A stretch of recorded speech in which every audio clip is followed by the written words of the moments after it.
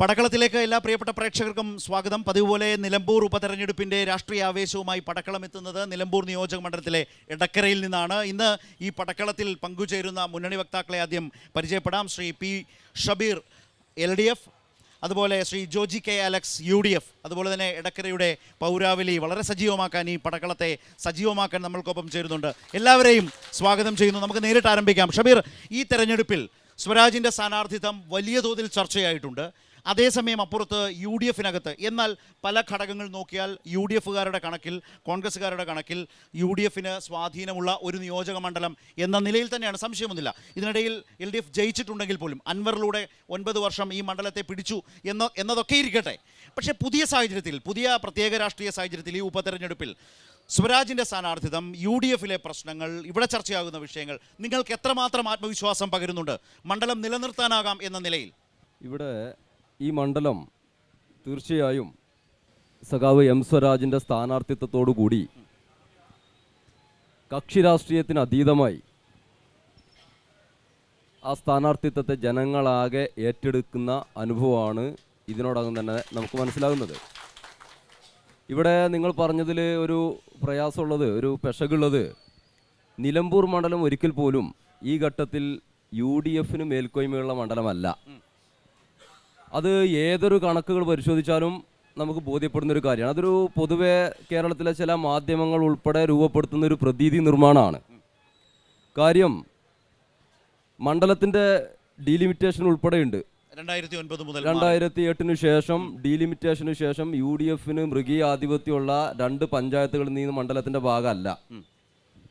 അതുമാത്രമല്ല, ഈ ഡീലിമിറ്റേഷന് ശേഷം ഇവിടെ ബഹുമാന്യനായ ആര്യാടൻ മുഹമ്മദ് ഉൾപ്പെടെ 5000 ചില്ലാനം വോട്ടിൻ്റെ ഭൂരിപക്ഷത്തിന് മാത്രമാണ് വിജയിച്ചിട്ടുള്ളത്. അതോടൊപ്പം തന്നെ ഈ മണ്ഡലത്തിൽ 8 തദ്ദേശ സ്ഥാപനങ്ങളുണ്ട്, മുനിസിപ്പാലിറ്റി ഉൾപ്പെടെ. ആ 8 തദ്ദേശ സ്ഥാപനങ്ങളും ഇടതുപക്ഷവും UDFും മാറി മാറി ഭരിക്കുന്നതാണ്. സ്ഥായിയായൊരു സ്വഭാവമല്ല. പൊതുവിൽ പറയുന്നത് 8 മണ്ഡലത്തിൽ 3ഇടത്ത് LDFും 5ഇടത്ത് UDFും എന്നാണ് UDF പൊതുവെ ഇവിടെ സൂചിപ്പിക്കുന്ന ഒരു കണക്ക്. ആ കണക്കിൽ ഒരർത്ഥവുമില്ല. അപ്പോൾ ഈ എടക്കര പഞ്ചായത്ത് 12 കൊല്ലം LDF ഭരിച്ച പഞ്ചായത്താണ്, ഇപ്പോൾ UDFാണ്. മുനിസിപ്പാലിറ്റി ഇപ്പോൾ LDF ആണ്. ചുങ്കത്തറ പഞ്ചായത്ത് ഇപ്പോൾ UDF ആണ്. ഒരു സീറ്റിൻ്റെ വ്യത്യാസത്തിലാണ് UDF ചുങ്കത്തറ പഞ്ചായത്ത് ഭരണം നടത്തുന്നത്. ഏറ്റവും ഒടുവിൽ PV അൻവറുമായി ബന്ധപ്പെട്ട ചില കുതിര കച്ചവടമൊക്കെ കേരളീയ പൊതുസമൂഹം ചർച്ച ചെയ്താണ്. അവിടെ 33 കൊല്ലം തുടർച്ചയായി LDF ഭരിച്ചതാണ്. കരുളായി ആണെങ്കിലും പോത്തുകല്ലാണെങ്കിലും മൂത്തേടാണെങ്കിലും മുനിസിപ്പാലിറ്റി ആണെങ്കിലും ഇതിന് മുൻപും ഇടതുപക്ഷം ഭരിച്ചിട്ടുണ്ട്. അതുമാത്രമല്ല, മറ്റൊരു കണക്കൂടുണ്ട്. ആകെ 156 വാർഡുകളാണ് തദ്ദേശ സ്ഥാപനങ്ങളിൽ ഈ മണ്ഡലത്തിൽ, ആകെ മുനിസിപ്പാലിറ്റി ഉൾപ്പെടെയുള്ളത്. അതിൽ 77ഇടത്ത് LDFൻ്റെ ജനപ്രതിനിധികളാണെന്ന്, 76ഇടത്താണ് UDFൻ്റെ ജനപ്രതിനിധികളുള്ളത്. ഒരിടത്ത് BJPയും ഒരു പൂർണ്ണ സ്വതന്ത്രനും ചുങ്കത്തറ പഞ്ചായത്തിലെ ഒരു ഒഴിവും. ഇതാണ് അതിൻ്റെ ഒരു കണക്ക്. ജില്ലാ പഞ്ചായത്ത് 2-1 ഇടതുപക്ഷമാണ്. ബ്ലോക്ക് പഞ്ചായത്ത് തെരഞ്ഞെടുപ്പ് കഴിയുമ്പോൾ 13 ബ്ലോക്ക് പഞ്ചായത്ത് ഡിവിഷനിൽ 6ഇടത്തും ഇടതുപക്ഷമാണ്. എല്ലാ നിലയിലും സ്റ്റാറ്റിസ്റ്റിക്സ് വെച്ചിട്ടാണെങ്കിലും അതോടൊപ്പം തന്നെ രാഷ്ട്രീയ സാഹചര്യങ്ങൾ പരിശോധിച്ചാണെങ്കിലും ഇടതുപക്ഷത്തിന് അനുകൂലമാണ് ഈ മണ്ഡലം. ഇടതുപക്ഷത്തിന് അനുകൂലമല്ല എന്നതൊരു പ്രതീതി നിർമ്മാണം മാത്രമാണ്. അതുമാത്രമല്ല, കഴിഞ്ഞ 9 കൊല്ലത്തിനിടയിൽ കേരളത്തിനകത്ത് ഇടത് ജനാധിപത്യ മുന്നണി സർക്കാർ അധികാരത്തിൽ വന്നതിന് ശേഷം വലിയ രാഷ്ട്രീയ മാറ്റത്തിന് വിധേയമായൊരു മണ്ണാണ് ഈ മണ്ണ്. കാര്യം, തുടർച്ചയായ 30 കൊല്ലത്തോളം നടന്ന വികസന മുരടിപ്പിൽ നിന്ന് എന്താണ് വികസനം എന്നത് ജനങ്ങൾക്ക് അനുഭവവേദ്യമായ 9 കൊല്ലാണ് കടന്നുപോയത്. സഖാവ് പിണറായി വിജയന്റെ നേതൃത്വത്തിലുള്ള ഗവൺമെന്റ് ഈ മണ്ഡലത്തിൽ മാത്രം 2000-ലധികം കോടി രൂപയുടെ വികസന പ്രവർത്തനങ്ങളാണ് നടപ്പിലാക്കിയിട്ടുള്ളത്. നിരവധിയായ വികസന പദ്ധതികൾ ഇപ്പോൾ തുടർച്ചയായി അതിൻ്റെ തുടർച്ചയിൽ മുന്നോട്ട് പോയിക്കൊണ്ടിരിക്കുകയാണ്. ഇങ്ങനെ രാഷ്ട്രീയ മാറ്റത്തിന് വിധേയമായി കക്ഷി രാഷ്ട്രീയത്തിന് അതീതമായി ഉൾപ്പെടെ ഇടതുപക്ഷമാണ് ശരി, ഈ ഗവൺമെൻറ്റാണ് നിലനിൽക്കേണ്ടത്, ഞങ്ങൾ അനുഭവിച്ചു കൊണ്ടിരിക്കുന്ന വികസന നേട്ടങ്ങൾ, അതിനേക്കാൾ ഉപരി ഈ കേരളത്തിൻ്റെ മതനിരപേക്ഷ മൂല്യങ്ങൾ, ജനാധിപത്യ സംരക്ഷണം, ഇതെല്ലാം നിലനിൽക്കണമെന്നൊരാഗ്രഹത്തിൽ ഈ മണ്ഡലത്തിൻ്റെ ഭാഗമായി നിൽക്കുന്ന മഹാഭൂരിപക്ഷം വരുന്ന മനുഷ്യരും ഇന്ന് ഇടതുപക്ഷത്തിന് അനുകൂലമാണ്. തീർച്ചയായും സഖാവ് M സ്വരാജ് വലിയ ഭൂരിപക്ഷത്തിൽ, ഈ മണ്ഡലത്തിൻ്റെ ചരിത്രത്തിൽ ഇല്ലാത്ത ഭൂരിപക്ഷത്തിൽ നിലമ്പൂർ മണ്ഡലത്തിൽ നിന്ന് വിജയിക്കുക തന്നെ ചെയ്യും. ഇവിടെ ജോജി, UDFനെ സംബന്ധിച്ച് ഇപ്പോൾ ഈ മണ്ഡലവുമായി ബന്ധപ്പെട്ട് പരിശോധിച്ചാൽ ഇപ്പോൾ ആര്യാടൻ ഷൗക്കത്തിനെ നിങ്ങൾ സ്ഥാനാർത്ഥിയാക്കുമ്പോൾ 2016 ആര്യാടന് ശേഷം ആര്യാടൻ്റെ മകൻ സ്ഥാനാർത്ഥിയാകുന്നു എന്ന വലിയൊരു സവിശേഷതയോടെ വന്നു. പക്ഷേ അത് നിലനിർത്തി പോകാൻ അദ്ദേഹത്തിന് കഴിഞ്ഞില്ല, പരാജയപ്പെട്ടു. അതേസമയം തൊട്ടടുത്ത തെരഞ്ഞെടുപ്പിൽ കേരളത്തിൽ ഒരുപാട് തോറ്റ UDFകാരും കോൺഗ്രസ്സുകാരും വീണ്ടും അടുത്ത തെരഞ്ഞെടുപ്പിൽ മത്സരിച്ചിട്ടും കോൺഗ്രസ് അദ്ദേഹത്തെ 2021 മത്സരിപ്പിക്കാനുള്ള ഒരു ആത്മവിശ്വാസം പ്രകടിപ്പിച്ചില്ല. പകരം VV പ്രകാശിനാണ് ആ സീറ്റ് കൊടുത്തത്. വളരെ കുറഞ്ഞ ഭൂരിപക്ഷത്തിനാണ് ആ തെരഞ്ഞെടുപ്പിൽ VV പ്രകാശ് പരാജയപ്പെട്ടത്. 2016 10,000-ലധികം വോട്ടിനാണ് ഷൗക്കത്ത് അന്ന് തോറ്റത്. അപ്പോൾ വീണ്ടും ഒരു ഉപതെരഞ്ഞെടുപ്പിലേക്ക് വരുമ്പോൾ അങ്ങനെ പരാജയപ്പെട്ട് ഒരു ഘട്ടത്തിൽ പോലും നിലമ്പൂരിൽ നിയമസഭാ തെരഞ്ഞെടുപ്പിലേക്ക് ആര്യാടൻ മുഹമ്മദിൻ്റെ മകനെന്ന നിലയിൽ അതിന് മുകളിലേക്ക് പോകാൻ കഴിയാത്തൊരു സ്ഥാനാർത്ഥി, ആ സ്ഥാനാർത്ഥിയുമായി ബന്ധപ്പെട്ട് തന്നെ ആര്യാടൻ ഷൗക്കത്ത് മത്സരിച്ചാൽ തോറ്റുപോകുമെന്ന് പരസ്യമായി പറഞ്ഞിടത്താണ് അൻവറുമായി നിങ്ങൾക്കൊരു സഹകരണം സാധ്യമാകാതെ പോയത്. അപ്പോൾ ഈ പ്രശ്നങ്ങൾ നിൽക്കുന്നു. ലീഗിൻ്റെ ഇതിനകത്തുള്ള ഈ സ്ഥാനാർത്ഥി നിർണയത്തിലുള്ള വിയോജിപ്പ് നിൽക്കുന്നു. ലീഗ് MLA തന്നെ അത് വളരെ പരസ്യമായി തന്നെ ഇതിലെ പ്രശ്നങ്ങൾ സൂചിപ്പിച്ചിരിക്കുന്നു. കോൺഗ്രസിനകത്ത് തന്നെ ഇതിനെ സമീപിക്കുമ്പോൾ വ്യത്യസ്തമായ നിലയിൽ പല നേതാക്കളും അഭിപ്രായം പറയുന്നതുണ്ട്. ഇത് UDFനെ സംബന്ധിച്ച് UDF ഈ തെരഞ്ഞെടുപ്പിനെ സമീപിക്കുന്ന സമയത്ത് പ്രതീക്ഷിക്കാത്ത വിധത്തിൽ സംഭവിച്ചിട്ടുള്ള പുതിയ ചില വെല്ലുവിളികളോ പ്രശ്നങ്ങളോ നിങ്ങൾ നേരിടുന്നില്ല? വാർത്തകളിൽ വളരെ സജീവമാണ് അതൊക്കെ. ഇവിടെ ഷബീർ പറഞ്ഞ പ്രകാരം സത്യത്തിൽ ഇവിടെ ഒരു മത്സരത്തിൻ്റെ ആവശ്യം പോലും ഇല്ല എന്ന് തോന്നും ഇത് കേട്ടാൽ. നിലമ്പൂരിൻ്റെ നാളിതുവരെയുള്ള കണക്കുകൾ നമുക്ക് എല്ലാവർക്കും അറിയാം. 1969 67 69 സഖാവ് കുഞ്ഞാലിക്ക് ശേഷം പിന്നെ ഈ നിയോജക മണ്ഡലത്തിൽ അരിവാൾ ചുറ്റിക നക്ഷത്രത്തിൽ ഒരാൾ വിജയിച്ചിട്ടില്ല. ആകെ അരിവാൾ ചുറ്റിക നക്ഷത്രത്തിൽ 2 പേരാണ് മത്സരിച്ചത്, ദേവദാസ് പൊറ്റക്കാടും അതുപോലെ തന്നെ ശ്രീരാമകൃഷ്ണനും. അവരതാത് കാലഘട്ടത്തിൽ ദയനീയമായി പരാജയപ്പെടുകയും ചെയ്തു. പിന്നെ എല്ലാം പരീക്ഷിച്ചത് ഇടത് സ്വതന്ത്രന്മാരെയാണ്. പരീക്ഷിക്കുന്ന ഇടത് സ്വതന്ത്രന്മാരെല്ലാം കോൺഗ്രസിൻ്റെ റിബലുകളായി വരുന്നവരെയാണ്. ആ രീതിയിൽ ഒരു അവസ്ഥയുള്ള നിലമ്പൂർ നിയോജക മണ്ഡലം ഇപ്രാവശ്യം ഞങ്ങൾ വലിയ ഭൂരിപക്ഷത്തിൽ വിജയിക്കും എന്ന കാര്യത്തിൽ ഒരു സംശയവും വേണ്ട. കാരണം അത് വെറുതെ പറയുന്നതല്ല. ഇപ്പം നിങ്ങൾ കുറേ കണക്കുകൾ ഷബീർ ഇവിടെ പറഞ്ഞു ഈ നിയോജക മണ്ഡലത്തിലെ UDFൻ്റെ LDFൻ്റെ സാധ്യതകളെക്കുറിച്ച്. ഓരോ തെരഞ്ഞെടുപ്പിലും ഓരോ കാലാവസ്ഥയാണ്. ഒരു തെരഞ്ഞെടുപ്പിൻ്റെ അവസ്ഥയെ നമുക്ക് മറ്റൊരു തെരഞ്ഞെടുപ്പുമായി താരതമ്യപ്പെടുത്താൻ പറ്റില്ല. എന്നാൽ നമുക്ക് താരതമ്യപ്പെടുത്താൻ പറ്റുന്നത് തൊട്ട് മുമ്പ് നടന്ന തെരഞ്ഞെടുപ്പാണ്. ആ അർത്ഥത്തിൽ ഈ എടക്കര ഉൾപ്പെടുന്ന പ്രദേശത്ത് തൊട്ട് മുമ്പ് നടന്ന തെരഞ്ഞെടുപ്പ് എന്ന് പറയുന്നത് പാർലമെൻറ്റ് തെരഞ്ഞെടുപ്പാണ്.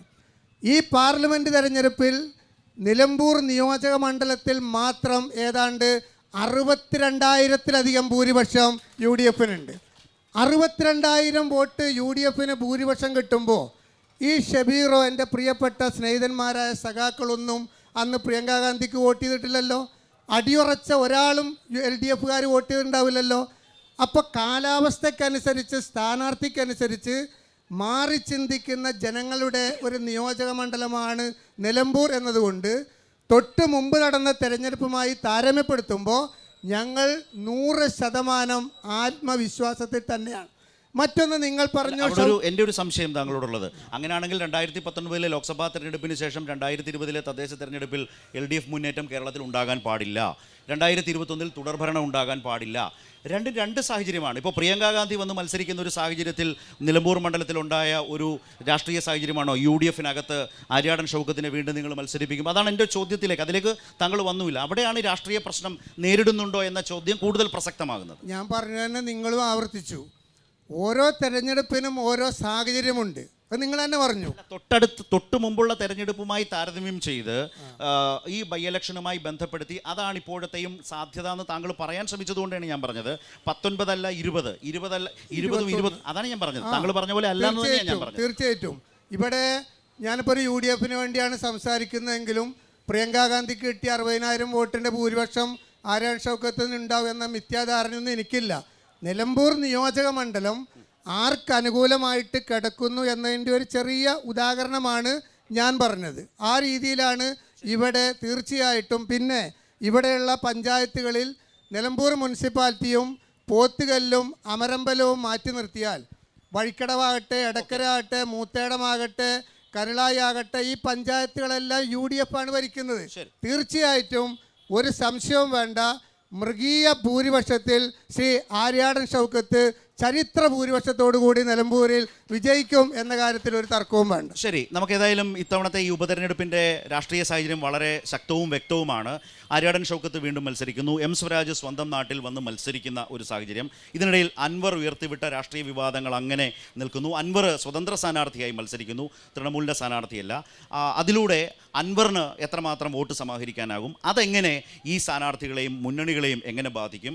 പഴയൊരു UDF-കാരനെ BJP സ്ഥാനാർത്ഥിയാക്കിയിരിക്കുന്നു. അങ്ങനെ തെരഞ്ഞെടുപ്പ് രംഗം ഗംഭീര രാഷ്ട്രീയമായി ചൂടുപിടിച്ച് നിൽക്കുകയാണ് നിലമ്പൂരിൽ. നിങ്ങളുടെ കൂടി അഭിപ്രായങ്ങളും ചോദ്യങ്ങളും നമുക്കെടുക്കാം. അത് വെച്ച് നമുക്ക് ഇവരോട് കൂടുതലായി സംസാരിക്കാം. എവിടെ നിന്ന് തുടങ്ങും? എനിക്ക് ചോദിക്കാനുള്ളത് ജോർജി കെ അലക്സിനോടാണ്.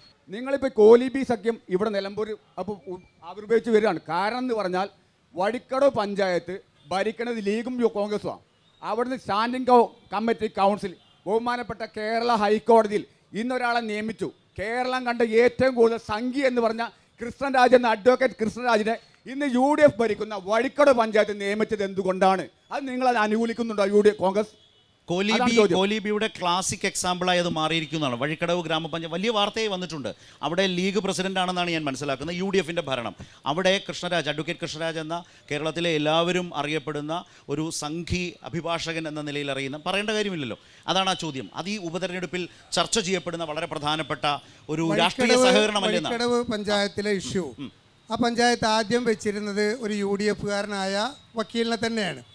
പക്ഷേ അയാൾ കൃത്യമായി കേസിന് ഹാജരാകാതെ വന്നപ്പോഴാണ് ആ പഞ്ചായത്ത് ഈ ആളെ ഇപ്പോൾ വെച്ചത്. ഇന്ന് UDF-ന്റെ കമ്മിറ്റി ചേർന്ന് ഈ കമ്മിറ്റി ചേർന്ന് അയാളെ അടിയന്തരമായി മാറ്റാൻ ആവശ്യപ്പെട്ടിരിക്കുകയാണ്. അതിനൊന്നും ഒരു പിന്തുണയും കൊടുക്കുന്ന ഏർപ്പാട് UDF-ന്റെ ഭാഗത്ത് അതിലൊരു തെറ്റ് രാഷ്ട്രീയമായ പിശക് അതിലുണ്ടെന്ന് തുറന്ന് സമ്മതിക്കാൻ ജോജി തയ്യാറാണ്. മാറ്റുന്നത് അല്ല, അത് രാഷ്ട്രീയമായി അതിന് വിശദീകരണം നൽകുമ്പോൾ വളരെ നിസ്സാരമായ ഒരു അഭിഭാഷകന്റെ മാറ്റമാണെന്ന് ജോജി കാണുന്നുണ്ടോ അതിനെ? തീർച്ചയായിട്ടും അവർ ആദ്യം വെച്ച UDF വക്കീല് അവരുടെ താല്പര്യത്തിനനുസരിച്ച് കേസിന് ഹാജരാകാതെ വന്നപ്പോൾ വേറെ വക്കീലിനെ വെച്ചു. നാട്ടിൽ വേറെ UDF വക്കീലില്ലേ? നാട്ടിൽ വേറെ UDF വക്കീലില്ലേ? ലീഗുകാരായ വക്കീലില്ലേ? ഈ ഒരൊറ്റ BJP-കാരനെ ഉണ്ടായിരുന്നുള്ളൂ. അതുകൊണ്ടാണല്ലോ ഇന്ന് ഉച്ചക്ക് കൂടിയ UDF ആ വഴിക്കടവ് പഞ്ചായത്തിനോട് അയാളെ അടിയന്തരമായി തീരുമാനമെടുത്തപ്പോൾ ജില്ലയിലെ UDF നേതൃത്വം കണ്ണടച്ച് സമ്മതിച്ചോ? ലീഗ് നേതൃത്വം കോൺഗ്രസും ആയിക്കോട്ടെ എന്ന് പറഞ്ഞോ? ജില്ലാ UDF നേതൃത്വത്തോട് ആലോചിച്ചിട്ടൊന്നുമല്ല ഒരു പഞ്ചായത്ത് ഒരു വക്കീലിനെ വെക്കുക. അതൊക്കെ അറിയുന്ന ആളാണല്ലോ നിങ്ങൾ. ഇതുപോലെ അപകടം പിടിച്ച ഒരു ഘട്ടത്തിലേക്ക് പോകും എന്ന ധാരണ രാഷ്ട്രീയ നേതാക്കൾക്ക് ഉണ്ടാവില്ലേ? പഞ്ചായത്ത് ഭരിക്കുന്നവർക്ക് നേതാക്കൾക്ക് ഉണ്ടായത് കൊണ്ടാണ് UDF ഈ തീരുമാനം എടുത്തത്. മനസ്സിലാക്കേണ്ട കാര്യം 94 പഞ്ചായത്തും 12 മുനിസിപ്പാലിറ്റിയുള്ള മലപ്പുറം ജില്ലയിൽ ഒരു പഞ്ചായത്ത് ഒരു തീരുമാനം എടുക്കുമ്പോൾ എല്ലാം ജില്ലാ നേതൃത്വത്തോട് ആലോചിച്ചിട്ടല്ല, അവിടെ വെച്ച് തെറ്റായി പോയി എന്ന് ബോധ്യപ്പെട്ടുകൊണ്ടാണ് അടിയന്തരമായി ഈ വിഷയവുമായി ബന്ധപ്പെട്ട് ഇതിൽ ഈ വഴിക്കടവ് പഞ്ചായത്തുമായി ബന്ധപ്പെട്ട ഇന്നത്തെ വാർത്ത കേരളത്തെ സംബന്ധിച്ച് അതിനകത്തൊരു അത്ഭുതമൊന്നുമില്ല. 969 മുതൽ ഇപ്പോൾ കേരളത്തിലെ പൊതു തെരഞ്ഞെടുപ്പുകളുടെ ചരിത്രം സഖാവ് VMS-നെതിരെ, അതിനുശേഷം 71-ൽ AKG-ക്കെതിരെ, 91-ലെ കോലീബി, ഏറ്റവും ഒടുവിൽ തൃശ്ശൂരിലെ ഈ പറയുന്ന കേരളത്തിൽ ആദ്യമായി ലോക്സഭയിൽ BJP-ക്ക് ഒരു പാർലമെൻറ്റ് മെമ്പറെ സംഭാവന ചെയ്തത്, കേരളത്തിൻ്റെ നിയമസഭയിൽ ഒരു MLA നിയമത്ത് ഓരാജഗോപാലിനെ സംഭാവന ചെയ്തതെല്ലാം കോൺഗ്രസിൻ്റെ ത്യാഗമാണ്. ഇത് നമുക്കറിയുന്ന കാര്യമാണ്. വഴിക്കടവ് പഞ്ചായത്തിലെ കൃഷ്ണരാജുമായി ബന്ധപ്പെട്ട് ഇവിടെ വളരെ നിസാരപ്പെട്ട പ്രശ്നമായിട്ടാണ് പ്രിയപ്പെട്ട ജോജി ഇവിടെ സൂചിപ്പിച്ചത്. നിങ്ങളൊന്ന് ആലോചിച്ച് നോക്ക്. ഒരു പഞ്ചായത്ത്, ഗ്രാമപഞ്ചായത്തിൻ്റെ സ്റ്റാൻഡിംഗ് കൗൺസിലായിട്ട് ഹൈക്കോടതി അഭിഭാഷകനായി വെച്ചിരിക്കുന്നത് കേരളത്തിലെ അറിയപ്പെട്ട ഒരു സംഖ്യയാണ്. ഹലാൽ ഭക്ഷണം ഉൾപ്പെടെ വിവാദപ്പെടുത്തുന്നതിൽ മുഖ്യ പങ്ക് വഹിച്ചിട്ടുള്ള ആളാണ് ഈ കൃഷ്ണരാജ്. കേരളത്തിലൊരു പൊതു മാലിന്യമാണ് ഈ കൃഷ്ണരാജ്. ആ അർത്ഥത്തിൽ നിങ്ങളൊന്ന് ആലോചിച്ച് നോക്ക്. ഇവിടെ ഭരണസമിതി അറിയുന്നില്ല എന്നാണ് പറയുന്നത്. നോക്കൂ, ഭരണസമിതി അറിയുന്നില്ലെങ്കിൽ ആ ഭരണസമിതി പിരിച്ചുവിടും നിങ്ങൾ. എന്തിനാണ് ഇങ്ങനെ ഒരു ഭരണസമിതി? വഴിക്കടവ് ഗ്രാമം ഇന്നിപ്പോൾ വിചിത്രമായൊരു ബാധ ലീഗ് നേതാവ് ഉന്നയിക്കുകയാണ്. ഭരണസമിതി അറിയുന്നില്ല, ഇതവിടുത്തെ ഏതൊരു ഉദ്യോഗസ്ഥൻ ചെയ്തതാണ്. ഉദ്യോഗസ്ഥരെ പോലും നിയന്ത്രിക്കാനോ അല്ലെങ്കിൽ ആ നിലയിൽ ഒരു ഭരണസമിതിയെ മുന്നോട്ട് കൊണ്ടുപോകാനോ കഴിയുന്നില്ലെങ്കിൽ നിങ്ങൾ രാജിവെക്കണം. അല്ല, ഞാനത് ശ്രദ്ധിച്ചു. അതായത് PK ഫിറോസ് ഉന്നയിക്കാൻ ഏറ്റെടുക്കാൻ ജോജി തയ്യാറായിട്ടില്ല എന്നുള്ളത് സമർത്ഥമായി അതിൽ നിന്ന് തെന്നിമാറി. അത് വളരെ ശ്രദ്ധേയമാണ് പറഞ്ഞത്. PK ഫിറോസ് ആണ് എല്ലാവരെയും അമ്പരപ്പിക്കുന്ന സ്റ്റേറ്റ്മെന്റ് നടത്തിയത്. ജോജി ഇതുമായി ബന്ധപ്പെട്ട് ഈ അഭിപ്രായം പറഞ്ഞത് എനിക്ക് വളരെ ഇഷ്ടപ്പെട്ടു. കാരണം എന്താണ്? ഷബീർ ഒരു പഴയ SFI നേതാവാണ്. ഇന്ന് ഗവർണറായിരിക്കുന്ന ശ്രീധരൻപിള്ള ഒരിക്കൽ പറയുകയുണ്ടായി, കേരളത്തിലെ SFIക്കാരുടെ പ്രധാനപ്പെട്ട മുഴുവൻ ക്രിമിനൽ കേസും വാദിക്കാൻ എന്നെയാണ് ഏൽപ്പിച്ചതെന്ന് ശ്രീധരൻപിള്ള പറഞ്ഞിട്ടുണ്ട്. എവിടെയായിരുന്നു ഈ ആദർശം? അന്ന് ആദർശം ഉണ്ടായിരുന്നില്ലേ? ഇത് കേരളത്തിലെ SFIക്കാരുടെ ഇത്ര പ്രധാനപ്പെട്ട കേസുകളെല്ലാം ബാധിക്കാൻ ശ്രീധരൻപിള്ളയെ പോലെ BJPയുടെ ഒരു നേതാവിനെ സമീപിക്കുമ്പോൾ അത് സ്റ്റേറ്റ് നേതൃത്വം അറിഞ്ഞിട്ടുണ്ടാവും. ഇത് കേരളത്തിൻ്റെ ഇങ്ങേ അറ്റത്ത് കിടക്കുന്ന ഒരു വഴിക്കടവ് പഞ്ചായത്ത് ഒരു തീരുമാനമെടുത്തപ്പോൾ നിങ്ങൾക്ക് വലിയ ആവേശം അല്ലേ? ശ്രീധരൻപിള്ള പറഞ്ഞു എന്ന് നിങ്ങൾ പറഞ്ഞുകൊണ്ട് കാര്യമില്ല. ഞങ്ങൾക്ക് അഭിപ്രായമല്ല. SFIക്കാർ കേസെടുക്കാൻ വേണ്ടിയിട്ട് BJP വക്കീലിനെ തെരഞ്ഞുപിടിച്ച് ശ്രീധരൻപിള്ള പറഞ്ഞു ഞങ്ങളതൊന്നും മുഖവിലക്ക് തന്നെ എടുക്കുന്നില്ല. ഇത്തരം പ്രശ്നങ്ങളൊന്നും ഇവിടെ ഞങ്ങൾ ഇത്തരം കേസുകൾ വാദിക്കുന്നതിനൊക്കെ ഞങ്ങൾക്ക് കൃത്യമായ രീതിയുണ്ട്. മറ്റൊരു കാര്യം ഞാൻ സൂചിപ്പിക്കാം, ഇവിടെ നിങ്ങൾ പറയുന്നതിൽ അടിസ്ഥാനരഹിതമായ പ്രശ്നങ്ങളാണ്. ഇത് വഴിക്കടവ് പഞ്ചായത്തും അതിന് മറുപടി ഇല്ല നിങ്ങൾക്ക്. നിങ്ങളപ്പോൾ പറയുന്നു SFI ശ്രീധരൻപിള്ള. നിങ്ങളൊന്ന് ആലോചിച്ച് നോക്ക്, പരസ്യമായിട്ട് ഇന്ന് മുസ്ലിം ലീഗിന്റെ നേതാക്കന്മാരോട് പറഞ്ഞ കാര്യമായത് EP അഷ്റഫ് അലി ഉൾപ്പെടെയുള്ള അത് ഏതൊരു ഉദ്യോഗസ്ഥൻ ചെയ്ത കാര്യാന്നുള്ളത്. ഏതാ ഉദ്യോഗസ്ഥൻ? അവിടുത്തെ നിങ്ങളുടെ ജില്ലാ പഞ്ചായത്ത് ഷെറോണയുടെ ഭർത്താവാണ് ഈ ഉദ്യോഗസ്ഥൻ. ഇതൊക്കെ എന്തൊരു ബാലിശമായ വാദാണ്. IAS ഉദ്യോഗസ്ഥയെ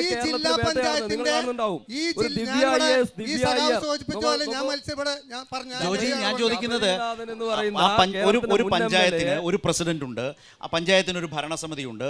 ആ ഭരണസമിതിക്ക് മേലെയല്ല ഒരു ഉദ്യോഗസ്ഥൻ എടുക്കുന്ന തീരുമാനം തെറ്റാണെന്ന് നിങ്ങൾക്ക് ധാരണയുണ്ടെങ്കിൽ ഇത് പാടില്ല എന്ന് പറയാനുള്ള രാഷ്ട്രീയ നേതൃത്വമില്ലായ്മ ആ പഞ്ചായത്തിലും ഇവിടെയും രാഷ്ട്രീയ തീരുമാനമാണ് ചോദ്യം ചെയ്യപ്പെടുന്നത്. അവിടെയാണ് പ്രശ്നം. നിങ്ങളോട് 2 തവണ പറഞ്ഞു ഈ വിവരം അറിഞ്ഞ ഉടനെ ജില്ലാ UDF കൂടിയത് മാറ്റാൻ പറഞ്ഞു. പിന്നെന്താ വേണ്ടത്? എന്റെ ചോദ്യം UDFന്റെ പ്രതിനിധിയാണ്. ഈ ചോദ്യം എന്തായാലും മറുപടി നിങ്ങൾ പറയുന്നു പ്രതീക്ഷിക്കുന്നു. ഇത് പല സ്ഥലങ്ങളിലും ചോദിച്ചു കേട്ടു, പക്ഷേ UDFന്റെ ഭാഗത്ത് നിന്ന് ശരിക്കുള്ളൊരു മറുപടി കേട്ടിട്ടില്ല. ചോദ്യം എത്രയേ ഉള്ളൂ, LDFന്റെ ഭാഗത്ത് നിന്നും SDPI, RSS അതുപോലെ ജമാഅത്ത് ഇസ്ലാമി അടക്കമുള്ള വർഗീയ പാർട്ടികളുടെ വോട്ട് വേണ്ട എന്ന് വ്യക്തമായി പറഞ്ഞിട്ടുണ്ട്. അതുപോലെ പേരെടുത്ത് ഞാൻ പറയാം, RSS സ്വരാജും പറഞ്ഞിട്ടുണ്ട്, അതല്ലാതെ ഇതിനു മുമ്പ് നേതൃത്വം പറഞ്ഞിട്ടുണ്ട്. അതെ, താങ്കൾക്ക് അങ്ങനെ പറയാൻ പേരെടുത്ത് പറയാൻ കഴിയും? RSS, SDPI അതുപോലെ ജമാഅത്ത് ഇസ്ലാമി അടക്കമുള്ള വർഗീയ പാർട്ടികളുടെ വോട്ട് വേണ്ട എന്ന് ധൈര്യപൂർവ്വം പറയാൻ സാധിക്കുമോ? പൊന്നു സുഹൃത്തെ, നിങ്ങൾ ഈ ലോകത്തൊന്നും അല്ലേ? മലപ്പുറം ജില്ലയിലെ CPIMന്റെ ജില്ലാ സെക്രട്ടേറിയറ്റ് മെമ്പർ പൊന്നാനിയിലുള്ള സിദ്ദിഖ് പരസ്യമായി SDPIയുടെയും ഇതേപോലുള്ള PDPയുടെയും വോട്ട് വേണം എന്ന് പറഞ്ഞു കണ്ടില്ലേ? സ്വരാജ് അതിനെ എതിർത്തിട്ടുണ്ട്, നിങ്ങൾ കണ്ടില്ലേ? സ്വരാജ് അതിനെ എതിർത്തിട്ടുണ്ട്, നിങ്ങൾ കണ്ടില്ലേ? ജില്ലാ സെക്രട്ടേറിയറ്റ് നിങ്ങൾ കണ്ടില്ലേ? സ്വരാജ് അങ്ങനെയല്ല പറഞ്ഞത്. നിങ്ങൾ കണ്ടില്ലേ? സ്വരാജ് അങ്ങനെയല്ല പറഞ്ഞത്. അത് പാർട്ടിയും പറഞ്ഞിട്ടുണ്ട്. ജില്ലാ സെക്രട്ടേറിയറ്റ് മെമ്പർ പറഞ്ഞപ്പോൾ നിങ്ങൾ എവിടെ? ജോജി, അപ്പോ സ്വരാജ് സംസ്ഥാന സെക്രട്ടേറിയറ്റ് മെമ്പറാ? പിന്നെ കുഴഞ്ഞില്ലേ ജോജി? അദ്ദേഹം സ്ഥാനാർത്ഥി സംസ്ഥാന സെക്രട്ടേറിയറ്റ് മെമ്പർ, അപ്പൊ കുറെ കൂടെ വലിയ നേതാവല്ലേ? വളരെ നന്നായി പറഞ്ഞു. കാരണം എന്താ അറിയോ, വഴിക്കടവ് പഞ്ചായത്തിനേക്കാൾ വലുതാണ് ജില്ലാ UDF. നിങ്ങൾക്കും ബോധ്യപ്പെട്ടില്ലേ? അതാ പറഞ്ഞേ, സ്വരാജ് ആ പാർട്ടിയുടെ സംസ്ഥാന സെക്രട്ടേറിയറ്റ് മെമ്പർ ആണെന്നാ പറഞ്ഞ. അപ്പോ ഒരു അഭിപ്രായം വന്നപ്പോൾ അതിനെ തിരുത്തുന്ന ഒരു നടപടിയോ വിശദീകരണമോ മറ്റൊരു നേതാവിൽ നിന്ന് ഉണ്ടായില്ലെന്നാണ് എന്റെ ചോദ്യം. എങ്ങനെ ഷബീർ? ഇവിടെ ഈ വർഗീയവാദികളുടെ വോട്ട് വേണ്ട എന്ന് പറയാൻ അദ്ദേഹം നിങ്ങൾ ചോദിച്ച ചോദ്യത്തിന് ഉത്തരം പറഞ്ഞിട്ടില്ല. പറയട്ടെ, ഞാൻ പറയട്ടെ, മറുപടി പറയാം. അത് പറയട്ടെ. അല്ല, അദ്ദേഹത്തിന് പറയാൻ കഴിയില്ല. കേരളത്തിലെ UDFന്റെ ഒരു നേതാവും ഇവിടെ സ്ഥാനാർത്ഥിയുണ്ട് സുഹൃത്തെ, പിന്നെ ഒരേ വോട്ട് വേണമെന്ന് ആരെങ്കിലും പറയട്ടെ. ഓൾറെഡി ഇവിടെ സ്ഥാനാർത്ഥിയെ നിർത്തി. നിങ്ങൾക്ക് വേണോ വേണ്ടെന്നാണ് ചോദ്യം. വഴിക്കടവിൽ ഈ പ്രശ്നവുമായി ബന്ധപ്പെട്ട് ഈ വിഷയത്തെ നിങ്ങൾ വളച്ചൊടിക്കാൻ നിൽക്കരുത്. UDF ഇപ്പോൾ വലിയ അങ്കലാപ്പിനാണ് ഇവിടെ. ശരിയാണ്, സ്വരാജിന്റെ സ്ഥാനാർത്ഥിത്വത്തോടു കൂടി വിറളി പിടിച്ച് നടക്കുകയാണ്. ഒരാളും UDFന്റെ പ്രവർത്തന രംഗത്ത് പോലും വരുന്നില്ല. ഇനി ഒരു കാര്യം പറയും, ഇപ്പൊ TM സിദ്ദീഖ് എന്താ പറഞ്ഞത്? മുഴുവൻ മനുഷ്യരുടെയും വോട്ട് വേണമെന്നാണ് പറഞ്ഞത്. SDPയുടെ വോട്ട് ഞങ്ങൾക്ക് വേണമെന്ന് TM സിദ്ദീഖ് പറഞ്ഞിട്ടില്ല. നിങ്ങൾ വളച്ചൊടിക്കുന്നത്, അതിന്റെ ആ പ്രസംഗം മുഴുവൻ കേൾക്കണം. ജമാഅത്ത് ഇസ്ലാമിയുടെ വോട്ട്, ഇങ്ങനെ ജമാഅത്ത് ഇസ്ലാമിയുമായും SDPയുമായും കേരളത്തിന്റെ കഴിഞ്ഞകാല പൊതു തിരഞ്ഞെടുപ്പുകളിൽ പല ഹോട്ടലുകളിലും പാതിരാ പകൽ ചർച്ചകൾ നമ്മൾ കണ്ടിട്ടുണ്ട്. ഞങ്ങൾ വോട്ട് വേണ്ട എന്ന് ഈ നിമിഷം വരെ പറഞ്ഞിട്ടില്ല. ഇന്ന് ഇവിടെ മത്സരിക്കുന്ന സഖാവ് സ്വരാജ് പറഞ്ഞു, ഒരു വർഗീയവാദിയുടെയും വോട്ട് ഞങ്ങൾക്ക് വേണ്ട പറഞ്ഞില്ലേ? നിങ്ങൾ അങ്ങനെ പറ എന്നാ പറയുന്നത്. ഇവിടെ UDFന് ആർജവുണ്ടോ? ഞങ്ങൾക്ക് SDPയുടെ ജമാഅത്ത് ഇസ്ലാമിയുടെ വർഗീയവാദികളുടെ വോട്ട് വേണ്ട എന്ന് പറയാൻ? അത് എങ്ങനെ പറയും? അത് പറയാൻ പാലക്കാട്ട് ഞാൻ ഒരു അനുഭവം കാര്യം കൊണ്ട് നിങ്ങൾക്ക് ചോദിക്കട്ടെ? കഴിയില്ല. അങ്ങനെ പറയുമോ എന്നാണ്. ഞാൻ സിമ്പിളായ ഒരു കാര്യം ചോദിക്കട്ടെ. ഇപ്പം ഇവിടെ UDF LDF SDP BJP മത്സരിക്കുകയാണ്. അപ്പം ഞാൻ പറയാണ്, എനിക്കിവിടെ ഞങ്ങളുടെ സ്ഥാനാർത്ഥിക്ക് LDF-ന്റെ വോട്ട് വേണ്ട അങ്ങനെയല്ല എന്ന് ചോദ്യം. പറയുന്നതിൽ എന്താർത്ഥം?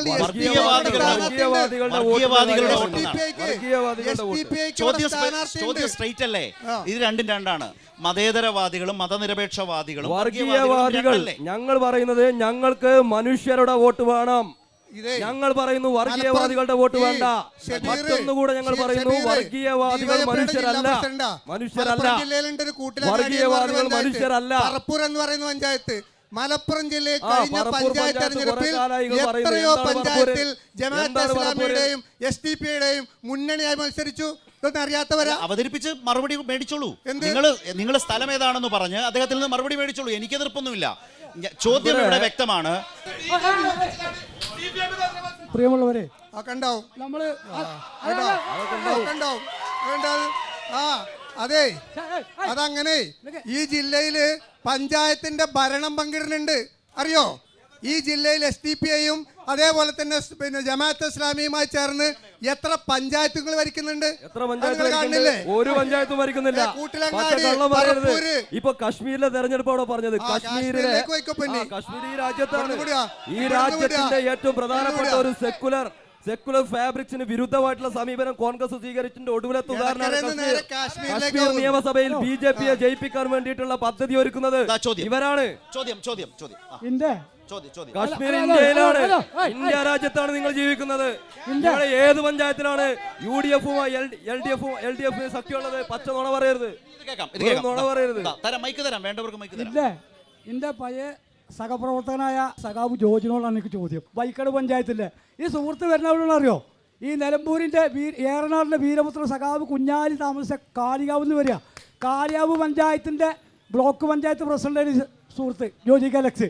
അപ്പോൾ അയാൾക്കറിയാം, അയാൾ പഞ്ചായത്ത് രാജ് ആക്ട് പ്രകാരം ഇയാളെ മേലെ വരില്ല. ഇവിടുത്തെ തഹസിൽദാർ ബ്ലോക്ക് പ്രസിഡന്റിന്റെ താഴെ വരുന്നുള്ളൂ. അപ്പോൾ ഞാൻ ഒരു കാര്യം പറയട്ടെ, ഞാനിവിടെ ആണ് കാറി കുറച്ച് തുപ്പിക്കഴിഞ്ഞാൽ എൻ്റെ പേരിൽ കേസെടുക്കാൻ എടക്കര പഞ്ചായത്ത് സെക്രട്ടറിക്ക് അധികാരമുണ്ട്. അത് ഏതാ വകുപ്പ് പറയോ? പഞ്ചായത്ത് രാജ് ആക്ട് 292 വകുപ്പ് പ്രകാരം ഒരു വീടിൻ്റെ കുറ്റി വിടാൻ പാടില്ല. അപ്പോൾ ഇതൊക്കെ ജോജിക്ക് അറിയാനിട്ടല്ല, ഇത് ജോജിക്ക് അറിയാനിട്ടല്ല. ഒറ്റ കാര്യം കൂടി, ഈ ജോജിനെ കുറിച്ചല്ല പറയട്ടെ. ഇനി എനിക്ക് ഈ മണ്ഡലത്തിൽ ഈ തെരഞ്ഞെടുപ്പ് പ്രഖ്യാപിച്ച ഒരാളുണ്ടല്ലോ, അയാളെ കുറിച്ചിട്ടാണ്. അയാൾ ശരിക്ക് ചാലിയാറിൽ നല്ല കുത്തയ്ക്കില്ലതാ. സുധാകരൻ ചാടാൻ പറഞ്ഞു, ഈ സാധു ചാടി. ഇപ്പോൾ സാധു ഇങ്ങനെ കുണ്ടിക്കിടന്ന് കയ്യും ചാടിക്കോ സതീശൻ രക്ഷിച്ചോളും. സതീശനല്ല, സുധാകരൻ. അല്ല, ചാടിക്കോളാൻ സുധാകരൻ പറഞ്ഞു. സുധാകരൻ പറഞ്ഞു സതീശൻ രക്ഷിച്ചോളും, ധൈര്യമായിട്ട് ചാടിക്കോളാൻ പറഞ്ഞു. ചാടി, സുധാകരൻ പറഞ്ഞിട്ട് ചാടി. ഇപ്പൊ എന്താ അറിയോ? ഇപ്പൊ സുധാകരന്റെ സ്ഥാനം പോയി. ഇപ്പോ നേരത്തെ ബഹുമാന്യനായ ജോജി അലക്സിനോട് സൂചിപ്പിച്ചൊരു കാര്യമുണ്ട്. 69 ശേഷം, ഞാൻ നേരത്തെ ഒരു കണക്ക് പറഞ്ഞല്ലോ, 69 ശേഷം ഇവിടെ പാർട്ടി ചിഹ്നത്തിൽ മത്സരിച്ച് വിജയിച്ചിട്ടില്ല. ഞാൻ ഡീലിമിറ്റേഷന് ശേഷം വന്ന മാറ്റാണ് ഒന്ന് പറയുന്നത്. സഖാവ് ശ്രീരാമകൃഷ്ണനും അതുപോലെ തന്നെ പിന്നെ ഇവർ മത്സരിക്കുന്നത് പൊറ്റക്കാടെല്ലാം മത്സരിക്കുന്നത് പഴയ മണ്ഡലമാണ്, പഴയ നിലമ്പൂരാണ്. അത് ഞാനൊന്ന് വസ്തുതാപരമായെന്ന് സൂചിപ്പിക്കാൻ ആഗ്രഹിക്കുകയാണ്. മറ്റൊന്ന്, പാർലമെന്റ് തെരഞ്ഞെടുപ്പുമായി ബന്ധപ്പെട്ട് കേരളത്തിലെ നിയമസഭയും തദ്ദേശ തെരഞ്ഞെടുപ്പും കമ്പയർ ചെയ്യുന്നത് അത് എത്രമാത്രം വസ്തുതാവിരുദ്ധമായി അല്ലല്ല. അങ്ങനെയാണെങ്കിൽ കേരളത്തിൽ 20 മണ്ഡലത്തിൽ കഴിഞ്ഞ തെരഞ്ഞെടുപ്പിന്റെ റിസൾട്ട് എന്താണ്? അങ്ങനെയാണോ ഇതിനെ വിലയിരുത്തുക? പാർലമെന്റ് തെരഞ്ഞെടുപ്പ് കേരളത്തിൽ എൻ്റെ ഡിഫറൻ്റ് ആണ്. അത് ഈ അല്ല, നിങ്ങളതല്ല പറഞ്ഞത്. നിങ്ങൾ കഴിഞ്ഞ തൊട്ട് മുൻപേ ഉള്ള പാർലമെന്റ് തെരഞ്ഞെടുപ്പിലാണ് കമ്പാരിസൺ ചെയ്യാൻ വേണ്ടി ശ്രമിക്കുന്നത്. ഞാൻ പറയാം നിങ്ങൾ ഊഴത്തിൽ പറയൂ. നിങ്ങൾ ഊഴത്തിൽ പറയൂ. പറഞ്ഞു വരുന്നത്, ഈ പറയുന്ന രാഷ്ട്രീയമായ അനുകൂല സാഹചര്യങ്ങൾക്കപ്പുറം സ്ഥാനാർത്ഥിത്വം ഉൾപ്പെടെ ഇന്ന് വലിയ അനുകൂല ഘടകമായിട്ട് ഇടതുപക്ഷ ജനാധിപത്യ മുന്നണിക്ക് മാറിയിരിക്കുകയാണ്. എൻ്റെ ചോദ്യം LDF പ്രതിനിധിയോടാണ്. കേരളത്തിന് ലോ ആൻഡ് ഓർഡറിൻ്റെ ചുമതലയുണ്ടായ MR അജിത് കുമാർ RSSൻ്റെ 2 നേതാക്കന്മാരെ കാണാൻ പോയിട്ട് പോലും അറിയാതെ നിന്ന ആഭ്യന്തര വകുപ്പ് മന്ത്രിയാണ് നമ്മുടെ കേരളത്തിലുള്ളത്. അപ്പോൾ വൈക്കടവത്തെ കാര്യം മാത്രം പറഞ്ഞിട്ട് കാര്യമില്ല. ആ ചോദ്യം എൻ്റെ അതല്ല. ഈ മലയോര മേഖലയിൽ ഏറ്റവും പ്രതിസന്ധിയുള്ള ഒരു കാലഘട്ടത്തിലാണ് ഇപ്പോൾ നമ്മൾ കടന്നു പോകുന്നത്. ഞാനും ഷെബീറൊക്കെ ഉൾക്കൊള്ളുന്ന ഈ മേഖല, പ്രത്യേകിച്ച് വന്യജീവി പ്രശ്നമാണ് ഇവിടെ ഏറ്റവും കൂടുതൽ രൂക്ഷമായിരിക്കുന്നത്. നിരവധി ആളുകളാണ് അന്നാം ദിവസം അന്നം തേടിയിറങ്ങിയ നിരവധി മനുഷ്യരാണ് ഇവിടെ മരണപ്പെട്ടിട്ടുള്ളത്. അതുകൊണ്ട് കഴിഞ്ഞ 9 വർഷമായിട്ട് LDF സർക്കാരിൻ്റെ 2 വനവകുപ്പ് മന്ത്രിമാരാണ് ഇവിടെ ഉണ്ടായിരുന്നത്. എന്ത് പദ്ധതികളാണ് ഇവിടെ നിങ്ങൾ ആസൂത്രണം ചെയ്തിട്ടുള്ളത് ഇതിനു വേണ്ടി? അപ്പൊ ഇതൊരു വളരെ പ്രധാനപ്പെട്ട പ്രശ്നമായതുകൊണ്ട് നിങ്ങൾക്ക് അതുമായി ബന്ധപ്പെട്ട അഭിപ്രായങ്ങളുണ്ടെങ്കിൽ അതുകൂടി എടുത്ത ശേഷം ഇവരിലേക്ക് വരാം. അത് ജീവിത പ്രശ്നവുമായി ബന്ധപ്പെട്ടാണ്. വളരെ ക്വിക്കായിട്ടുണ്ടെങ്കിൽ പ്ലീസ്. സമയം ചോദിക്കാനുള്ളത് UDF ഇവിടെ ഇങ്ങനെ പറഞ്ഞു നടക്കുന്നുണ്ട്, വികസനം വന്നിട്ടില്ല.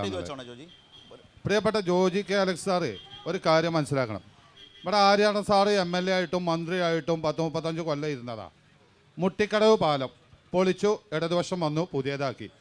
മുപ്പിനി പാലം ആര്യാടൻ സാർ ഉള്ളപ്പോൾ ഉണ്ടാക്കി, അത് പൊളിച്ചു, പുതിയ പാലം വന്നു. വഴിക്കടവ് കാരക്കോട്ടിലേക്കുള്ള പാലം പ്രളയത്തിൽ തകർന്നു, പെട്ടെന്ന് അത് ഇടതുവശം ഉണ്ടാക്കി.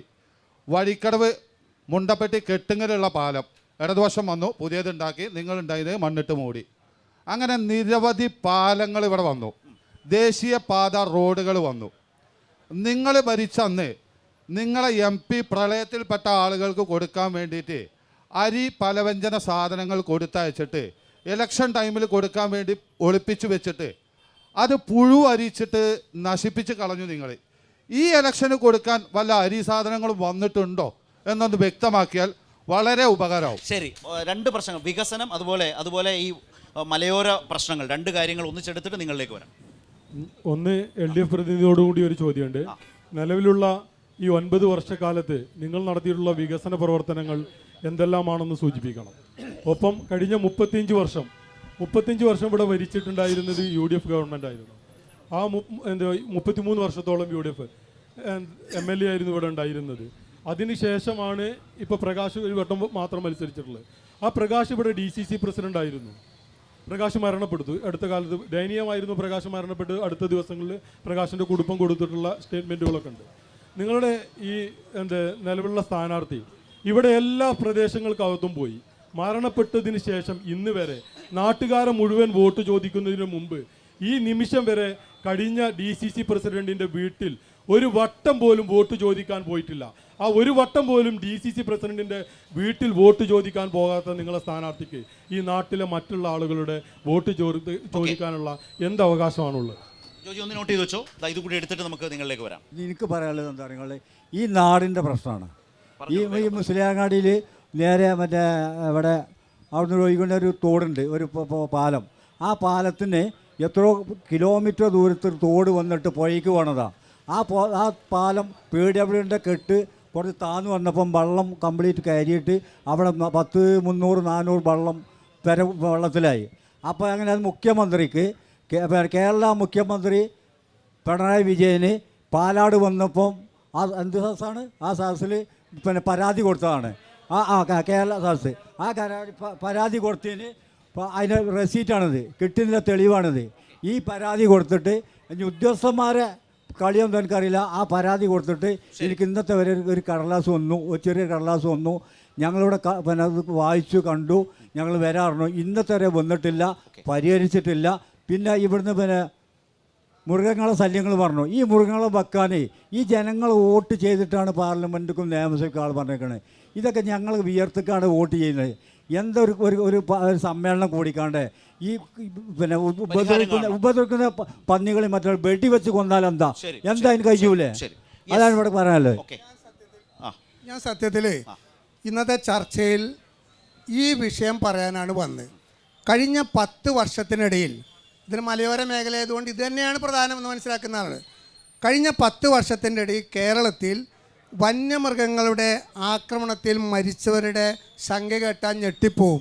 977 പേരാണ്, മനുഷ്യരാണ് വന്യമൃഗ ആക്രമണത്തിൽ മരിച്ചത്. ഈ കാലയളവിൽ 8000-ഓളം പേർക്ക് പരിക്ക് പറ്റി. ഈ കാലയളവിൽ 5000 കന്നുകാലികൾ കൊല്ലപ്പെട്ടു. ഇത്ര വലിയ ഗുരുതരമായ 30 ലക്ഷം ജനങ്ങളാണ് കേരളത്തിൻ്റെ മലയോര മേഖലയിൽ താമസിക്കുന്നത്. ഏറ്റവും അവസാനം കാളികാവിൽ എൻ്റെ വീടിൻ്റെ അവിടെ നിന്നൊരു 3 കിലോമീറ്റർ അപ്പുറത്താണ് അബ്ദുൾ ഗഫൂർ എന്ന് പറയുന്ന 44 വയസ്സ് മാത്രം പ്രായമുള്ള, ജീവിച്ച് കൊതിതീരാത്ത ഒരു ചെറുപ്പക്കാരനെ 3 പൈതങ്ങളുടെ ബാപ്പയെ കടുവ മൃഗീയമായി കടിച്ച് കീറി തിന്നിട്ടിട്ട് പോയത്. ഇന്നേ വരെ ആ കാളികാവിലേക്ക് മലപ്പുറം വരെ വന്ന വനം മന്ത്രിയോ മുഖ്യമന്ത്രിയോ അങ്ങോട്ടോ ഈ ചോക്കാട് താമസിക്കുന്ന ഗഫൂറിൻ്റെ വീട്ടിലേക്കോ ഒന്നും വന്നിട്ടില്ല. ഇവിടുത്തെ ഒരു പ്രധാനപ്പെട്ട പ്രശ്നം, എൻ്റെ ഒരു സംശയം, അത് ഷബീർ അല്ലെങ്കിൽ നിങ്ങൾ അറിയുന്നവർ, ക്ലിയർ ചെയ്ത് തന്ന തിരക്കുള്ളത് എൻ്റെ ഒരു സംശയമാണ്, എൻ്റെ പാർട്ടിയുടെ അംശമല്ല, എൻ്റെ ഒരു സംശയം. ആ സംശയം എന്തെന്ന് ചോദിച്ചാൽ, ഈ വിഷയം നമ്മൾ ഉന്നയിക്കുമ്പോൾ LDFിൻ്റെ സ്ഥിരം മറുപടി എന്താ? 1972 വന നിയമമാണ്, വനസംരക്ഷണ നിയമമാണ്. ഇവിടെ കടുവയെ വെടിവെച്ച് നിങ്ങൾക്കറിയോ? കഴിഞ്ഞ ആഴ്ച കാളികാവ് കണ്ണത്ത് മലവാരത്ത് വെച്ചിട്ട് 30 മീറ്റർ അകലെ വെച്ച് ഗഫൂറിനെ കൊന്ന കടുവയെ കണ്ടു. ഞാൻ വിളിച്ചു പറഞ്ഞു റേഞ്ചറോട്, ഫോറസ്റ്റുകാരൻ വന്നു. 30 മീറ്റർ അടുത്ത് കടുവയെ കണ്ടിട്ട് തോക്കും പിടിച്ച് നിൽക്കുന്ന ഫോറസ്റ്റുകാരന് ഒരു ചുക്കും ചെയ്യാൻ കഴിഞ്ഞില്ല.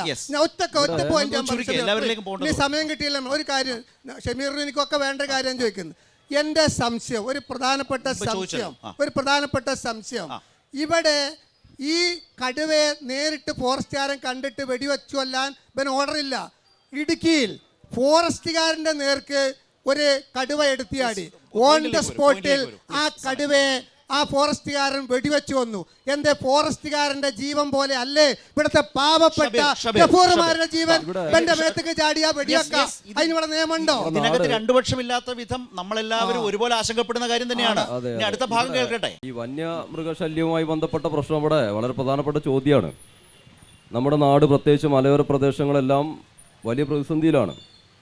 പക്ഷേ ഈ വിഷയവുമായി ബന്ധപ്പെട്ട് ആദ്യം തന്നെ മുൻകൂർ ഇവിടെ പറഞ്ഞു, യഥാർത്ഥ പ്രശ്നം 1972 വനം വന്യജീവി നിയമം തന്നെയാണ്. അത് നിങ്ങളത് പറഞ്ഞില്ലെങ്കിലും പറഞ്ഞാലും അത് തന്നെയാണ് പ്രശ്നം. ഇന്ദിരാഗാന്ധി രാജ്യത്ത് ഭരിക്കുമ്പോൾ ഈ നിയമം, ആ നിയമ ഭേദഗതി പിന്നീട് വാജ്പേയി സർക്കാർ ചെറിയ ഭേദഗതി വരുത്തിയിട്ടുണ്ട്. കൺകറന്റ് ലിസ്റ്റിൽപ്പെട്ട് ഒരു സ്റ്റേറ്റ് ഗവൺമെൻറ്റിൻ്റെ പരിമിതി, അത് പരിമിതി തന്നെയല്ല, അല്ലെ ഗവൺമെൻറ്റിന് എന്താണ് പ്രശ്നം? എന്നാൽ പോലും ആ പരിമിതികൾക്കുള്ളിൽ നിന്നുകൊണ്ട് കൃഷിക്കാരുടെ കൃഷി നശിപ്പിക്കുന്ന പന്നി ഉൾപ്പെടെയുള്ള വന്യമൃഗങ്ങളെ കൊലപ്പെടുത്താൻ ആവശ്യമായ നടപടി ഈ ഗവൺമെൻറ്റല്ലേ നടപ്പാക്കിയത്? അത് ചെറിയ കാര്യമാണ്. ഈ പ്രദേശത്ത് നമുക്കെല്ലാം അതിൻ്റെ പലവിധ പ്രയാസങ്ങളും മറികടന്നില്ല ഇപ്പോൾ. അതുമാത്രമാണോ? ഫോറസ്റ്റുമായി ബന്ധപ്പെട്ട അതിർത്തികളിൽ കോടിക്കണക്കിന് ഉറുപ്പികയുടെ ഫെൻസിങ് ഉൾപ്പെടെയുള്ള പദ്ധതികൾ പൂർത്തിയാക്കിയിട്ടുണ്ട് ഈ മലയോരത്ത്, ഈ മൂത്തേടത്തും അതുപോലെ തന്നെ ഇവിടെ പടുക്കയിലും അതുപോലെ തന്നെ പോത്തുകല്ലിൻ്റെ ഭാഗങ്ങളിലെല്ലാം ഫെൻസിങ്, ഹാങ്ങിങ് ഫെൻസിങ് ഉൾപ്പെടെയുള്ള സംവിധാനങ്ങൾ. അതോടൊപ്പം തന്നെ ഫോറസ്റ്റിനകത്തുള്ള ചില പ്രത്യേക മരങ്ങളുണ്ട്, ഈ മഞ്ഞക്കൊന്ന പോലെയുള്ള മരങ്ങൾ. ഈ മരങ്ങൾ 100% ഈ ഗവൺമെൻറ് വന്നതിന് ശേഷം ഫോറസ്റ്റിൽ നിന്ന് നശിപ്പിച്ചു. ഫോറസ്റ്റിൻ്റെ ഇടപെടലാണ്, കോടിക്കണക്കിന് ഉറുപ്പികയുടെ പദ്ധതിയാണ്. വന്യമൃഗങ്ങൾക്ക് ആവശ്യമായ കുടിവെള്ളങ്ങൾ ഒരുക്കാൻ വേണ്ടിയുള്ള കുളങ്ങൾ, വലിയ കുളങ്ങൾ നിരവധിയായ സ്ഥലത്ത് പൂർത്തീകരിച്ച് നമ്മുടെ പ്രദേശത്ത് 70% ആ പദ്ധതി പൂർത്തിയാക്കിയിട്ടുണ്ട്. ഒരു ഇടപെടൽ നടത്തുന്നില്ല എന്ന് പറയരുത്. സംഭവത്തിൽ വൈകാരികമായ പ്രശ്നമാണ്. കുറച്ചും കൂടെ ആളുകൾ കുറച്ചും കൂടെ ആളുകളെല്ലാം ഇതിൻ്റെ ഭാഗമായിട്ട് കിട്ടുമല്ലോ അങ്ങനെയെല്ലാം പറയുമ്പോൾ. ഈ പ്രശ്നത്തെ പരിഹരിക്കുന്നതിന് വേണ്ടി ഗവൺമെൻറ് വളരെ ആത്മാർത്ഥമായ ഇടപെടൽ കേരളത്തിൻ്റെ നിയമസഭയിൽ തന്നെ അതുമായി ബന്ധപ്പെട്ട കൃത്യമായ കാര്യങ്ങളെ സംബന്ധിച്ച് ചർച്ച നടത്തി തീരുമാനങ്ങളെടുത്ത് സാധ്യമാകുന്ന വിധം നിയമ ഭേദഗതി ഉൾപ്പെടെ കൊണ്ടുവന്ന ഗവൺമെൻറ്റാണ് സഖാവ് പിണറായി വിജയൻ്റെ സർക്കാർ. അതിൽ യാതൊരുവിധ അഭിപ്രായ വ്യത്യാസത്തിനും കേരളത്തിന് പൊതുവെ ഇല്ല. മറ്റൊരു പ്രശ്നം ഇവിടെ സൂചിപ്പിച്ചത്, കേരളത്തിനകത്ത് നടക്കുന്ന വികസനം. ഇവിടെ പറഞ്ഞല്ലോ വികസനമാണ് നമ്മുടെ പ്രശ്നം. അത് തന്നെയാണ് പ്രശ്നം. നോക്കൂ, ഇടതുപക്ഷ ജനാധിപത്യ മുന്നണി ഈ തെരഞ്ഞെടുപ്പിന് അഭിമാന പുരസ്സരം മുന്നോട്ട് വെക്കുന്നത് കഴിഞ്ഞ 9 കൊല്ലം നടത്തിയിട്ടുള്ള സമാനതകളില്ലാത്ത വികസന പ്രവർത്തനങ്ങളെ മുൻനിർത്തിയാണ്. നോക്കൂ നിങ്ങൾ, നമ്മുടെ മണ്ഡലം തന്നെ നോക്കൂ നിങ്ങൾ. നമ്മുടെ മണ്ഡലത്തിൽ യഥാർത്ഥത്തിൽ 2016 ഈ പറയുന്ന PV അൻവർ വിജയിക്കുന്നതിൻ്റെ രാഷ്ട്രീയ സാഹചര്യം എന്താണ്? അത് PV അൻവറിൻ്റെ വലിയ ജനകീയ ഇടപെടൽ കൊണ്ട് ജനങ്ങളാകെ PV അൻവർ വോട്ട് ചെയ്തു എന്നൊക്കെ പറയുന്നതിൽ എന്ത് അടിസ്ഥാനമുള്ളത്? നിങ്ങൾ ആലോചിച്ച് നോക്കും. 30 കൊല്ലത്തെ വികസന മുരടിപ്പ്. കേരളത്തിനകത്ത് ഏറ്റവും പിന്നോക്കം നിൽക്കുന്ന ഒരു മണ്ഡലമായിരുന്നു നിലമ്പൂർ. ബഹുമാന്യനായ ആര്യാടൻ സാർ മന്ത്രിയായിരുന്നു, MLA ആയിരുന്നു, കോൺഗ്രസിൻ്റെ സമുന്നത നേതാവായിരുന്നു. പക്ഷേ നിലമ്പൂർ മണ്ഡലത്തിന് 30 കൊല്ലം കൊണ്ട് ഈ നാടിൻ്റെ അടിസ്ഥാന പ്രശ്നങ്ങളെപ്പോലും അഭിമുഖീകരിക്കാൻ അദ്ദേഹത്തിന് കഴിഞ്ഞിട്ടില്ല. വികസന മുരടിപ്പിൽ നിന്ന് രക്ഷ നേടിയതാണ് 2016. ആ 2016 കേരളത്തിലാകെ ഇടതുപക്ഷ ജനാധിപത്യ മുന്നണിക്ക് വലിയ മുന്നേറ്റം ലഭിച്ച ഒരു വർഷം കൂടിയാണ്. അത് നിലമ്പൂരിലും ഉണ്ടായി. നിങ്ങൾ നോക്കൂ, 2000-ലേറെ കോടി ഉറുപ്പികയുടെ പദ്ധതി ഈ മണ്ഡലത്തിൽ 9 കൊല്ലം കൊണ്ട് വരികയാണ്. എല്ലാ മേഖലയിലും, ആരോഗ്യ മേഖല, ഇതിന് പിറകിലൊരു സ്കൂളുണ്ട്, ഗവൺമെൻറ് സ്കൂളാണ്. 4.5 കോടി ഉറുപ്പികയാണ് ആ സ്കൂളിന് കൊടുത്തത്. ഒരു സ്കൂളിന് കൊടുത്ത പൈസയാണ്. ഈ മണ്ഡലത്തിൽ 22 PWD റോഡുകളുണ്ട്. 22 PWD റോഡുകൾ. അതിൽ 20 PWD റോഡുകളും BMBC നിലവാരത്തിൽ, ആധുനിക നിലവാരത്തിലാണ്. നോക്കൂ നിങ്ങൾ ഈ പ്രദേശത്ത് വഴിക്കടവ്, മാമാങ്കര, ഈ പറയുന്ന എടക്കരയിൽ നിന്ന് പാലേമാട് വഴി ഏത് റോഡും റബ്ബറൈസ്ഡ് ആണ്. ഈ മണ്ഡലത്തിന്റെ മുഖച്ഛായ മാറ്റുന്ന മലയോര ഹൈവേ 165 കോടി ഉറുപ്പിയുടെ പദ്ധതി ഈ മണ്ഡലത്തിൽ മാത്രം നടന്ന് പൂർത്തിയായി. നമ്മൾ കാണുന്നില്ലേ, പൂക്കോട്ടും പാടത്തേക്ക് പണ്ട് പോകാൻ എത്ര സമയമുണ്ട്, ഇപ്പൊ പോകാൻ എത്ര സമയമുണ്ട്? ഒഴുകി പോവാണ്. ഇപ്പോൾ ഒരു പ്രയാസവും ഇല്ല. PWD റോഡ് മാത്രമല്ല, എല്ലാ റോഡുകൾക്ക് ആവശ്യമായി ഇവിടെ ഒരു ബൈപ്പാസ് നടക്കുന്നുണ്ട്, 4.5 കോടി ഉറുപ്പ്യ. ഈ എടക്കരയിൽ അതിന്റെ പ്രവൃത്തി പൂർത്തിയായിക്കൊണ്ടിരിക്കുകയാണ്. 4.5 കോടി ഉറുപ്പ്യ ഭൂമി ഏറ്റെടുത്ത് അതിന്റെ പ്രവർത്തനം ഇപ്പോൾ നടന്നുകൊണ്ടിരിക്കുകയാണ്. ഇവിടുത്തെ ട്രാഫിക് ജാം ഉൾപ്പെടെ പരിഹരിക്കുന്നതിന് വേണ്ടി നാടുകാണി നിങ്ങൾ നോക്കൂ, തമിഴ്നാടിന്റെയും കേരളത്തിന്റെയും ബോർഡർ കടന്ന് നാടുകാണി കടന്നു വരുമ്പോൾ കേരളത്തിന്റെ ഭാഗം നല്ല നിലയിൽ റബ്ബറൈസ്ഡ് ടാർ ചെയ്ത് വലിയ വിനോദസഞ്ചാര കേന്ദ്രമായി മാറിക്കൊണ്ടിരിക്കുകയാണ്. സമസ്ത മേഖലയിലും, ആരോഗ്യ മേഖലയിൽ, വിദ്യാഭ്യാസ മേഖലയിൽ. അത് മാത്രമല്ല, ഒറ്റ കാര്യം കൂടെ ഉണ്ട്. 2380 ലൈഫ് വീടാണ് ഈ മണ്ഡലത്തിൽ മാത്രം കഴിഞ്ഞ 9 കൊല്ലം കൊണ്ട് ഇടതുപക്ഷ ജനാധിപത്യ സർക്കാർ കൊടുത്തത്. ഒറ്റ കാര്യം കൂടെ 8000 പേര് കൃത്യം മാസം 8000 ആളുകൾ ഈ മണ്ഡലത്തിൽ മാസം ക്ഷേമ പെൻഷൻ വാങ്ങുന്നവർ 1600. അവിടെ എനിക്ക് ജോജിയോട് ഒരു ചോദ്യമുണ്ട്. AICCയുടെ ജനറൽ സെക്രട്ടറി KC വേണുഗോപാൽ ഈ മണ്ഡലത്തിൽ വന്ന് പറഞ്ഞത് എന്താണ്? 62 ലക്ഷം പേർക്ക് കൊടുക്കുന്ന ക്ഷേമ പെൻഷൻ അത് കൈക്കൂലിയാണ് എന്ന് യഥാർത്ഥത്തിൽ പറയുന്നത് അദ്ദേഹം വിചാരിക്കുന്ന സർക്കാരിനെതിരെയാണെന്ന്. പക്ഷേ ഇത് വാങ്ങുന്നതിൽ കോൺഗ്രസ്സുകാരും ലീഗുകാരും CPM-കാരും അടങ്ങുന്ന സാധാരണ മനുഷ്യരുണ്ട്.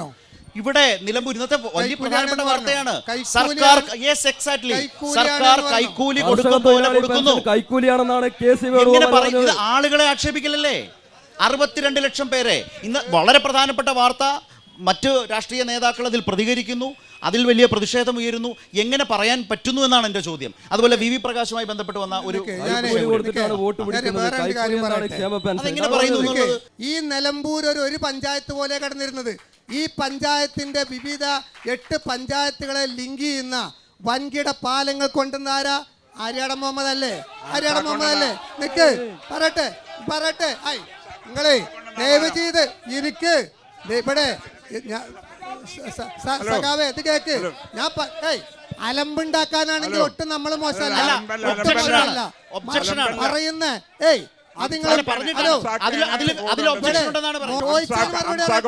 ചോദിച്ചതിന് പറയട്ടെ.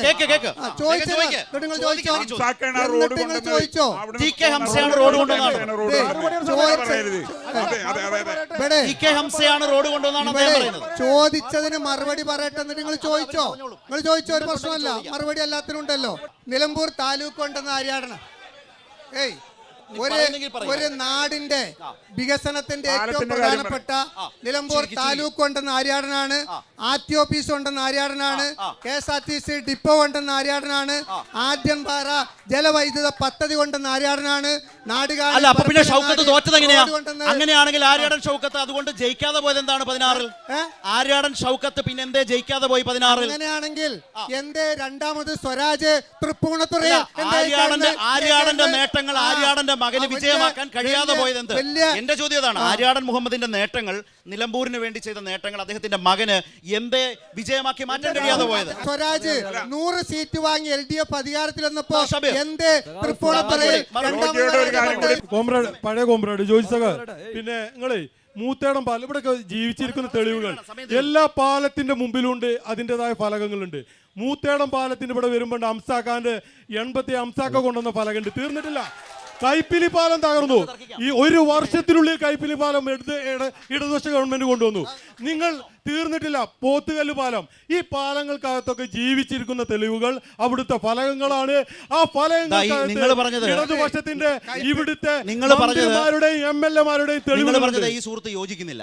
നിങ്ങൾ പറഞ്ഞത് ഈ സുഹൃത്ത് യോജിക്കുന്നുണ്ടോ? ഇവിടെ കൊടുത്തി പറഞ്ഞ പോലെ നിലമ്പൂർ പ്രദേശം ഒരു ദ്വീപായിരുന്നു. ആ പ്രദേശത്തേക്ക് ആളുകൾക്ക്, ജനങ്ങൾക്ക് കടന്നു ചെല്ലാനും അവരെ സ്വൈര്യോജ്യം നടത്താനും അവരെല്ലാ മേഖലയിലും കടന്നു ചെല്ലാൻ സംവിധാനം എടുത്തത് പ്രിയപ്പെട്ട നേതാവ്, ഞങ്ങളുടെയൊക്കെ ഈ ഇരിക്കുന്ന ആളുടെയൊക്കെ നേതാവ് ആര്യാടൻ മുഹമ്മദ് വന്നതിന് ശേഷമാണ്. അല്ലാതെ ഇവിടെ ആരും കൊണ്ടില്ല. ഒറ്റ ചോദ്യം കൂടി, ചോദ്യം.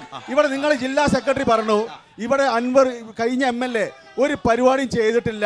അൻവർ പറഞ്ഞു ജില്ലാ സെക്രട്ടറി എല്ലാത്തിനും തടസ്സം നിൽക്കുകയാണ്. ഇപ്പം ഞങ്ങൾ പറഞ്ഞ 200 കോടി രൂപയുടെ വികസന പ്രവർത്തനം പറഞ്ഞത് നന്നാവും. ഇവിടെ നിലമ്പൂരിൽ ബൈപ്പാസ് 9 കൊല്ലമായിട്ട് ആരുടെ മുമ്പ് ഇറങ്ങിപ്പോയപ്പോൾ കൊടുത്ത് 32 കോടി അല്ലാതെ 1 രൂപ കൊടുക്കാൻ ഈ സർക്കാരിന് സാധിച്ചിട്ടില്ല.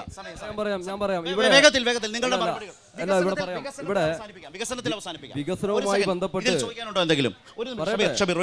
വേഗത്തിൽ വേണം. ചോദിക്കുന്നത് നമ്മുടെ ഈ കാറ്റാടിപ്പാലം സാറല്ല പാവം ജോജി. കാറ്റാടിപ്പാലം കൊണ്ടുവന്നത് ശരിക്കും ആരാ? അതുപോലെ കൈപ്പിനി പാലം കൊണ്ടുവന്നത് ആരാ? ടി കെ ഹംസ പാർലമെന്റിൽ മത്സരിച്ചപ്പോൾ അവിടെ മുസ്ലിം ലീഗിന്റെ സ്ഥാനാർത്ഥിയായിട്ട് മത്സരിച്ച KPM മജീദ് സാഹിബായിരുന്നു. അദ്ദേഹത്തെ പരാജയപ്പെടുത്തിയിട്ടാണ് ടി കെ ഹംസ ജയിക്കുന്നത്. ആ കാലഘട്ടങ്ങളിലല്ലേ കൈപ്പിനി പാലം കൊണ്ടുവന്നത്? എന്താ നിങ്ങൾക്ക് പറയാല്ലേ? ഏതായാലും നിലമ്പൂരിന്റെ ഈ രാഷ്ട്രീയ ചർച്ച നമുക്ക് വികസനത്തിൽ ചോദ്യം ഇവിടുത്തെ ഏറ്റവും വലിയ കോൺഗ്രസിന്റെ നേതാവായിരുന്ന വി പ്രകാശിന്റെ വീട്ടിൽ സന്ദർശിച്ച് ചോദിക്കാൻ ധൈര്യമുണ്ടോ? മറുപടി